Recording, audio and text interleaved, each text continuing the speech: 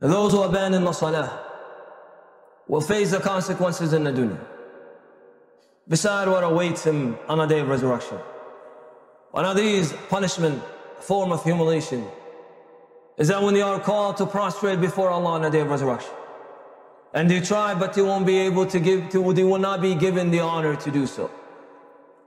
Some of the scholars have interpreted the ayah for those who abandon Salatul-Jumu'ah, those who pray and have the means and ability to pray in jama'ah and congregation in the masjid, in the houses of Allah, but choose not to, without having any given excuse. Either or shows the severity if abandoning the salah will not complete it as it should be completed.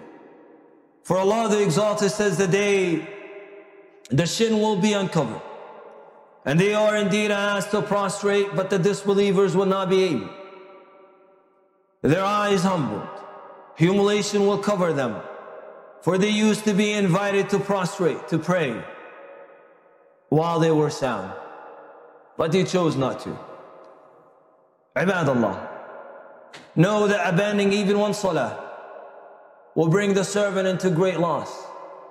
For he sallallahu alayhi wa sallam said, he who abandons Asr prayer, his deeds will indeed perish. All his deeds will come to perish. Imagine those who abandon the rest of the salah. This is one prayer. We see that one of the most mentioned obligatory acts after Tawheed in the book of Allah is the matter of salah. And the last that the servant would leave, meaning the last that would remain of his Islam or her Islam, will be the prayers. Once they stop performing the salah or protecting it, they have left the garden of Islam. The Prophet ﷺ said, indeed the handholds of Islam will be broken one after another. Rulings will be abandoned one after another. Commands will be neglected one after another. And every handhold of Islam will be broken. The people will hold on tight upon the one following it. But then eventually the majority will leave and let loose. So he sallallahu alayhi wa sallam said, the first that will be broken will be indeed using the rulings of Allah, the Sharia.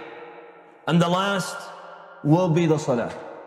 So when the servant stops praying, he has let loose of the last thing that keeps him in the garden of Islam.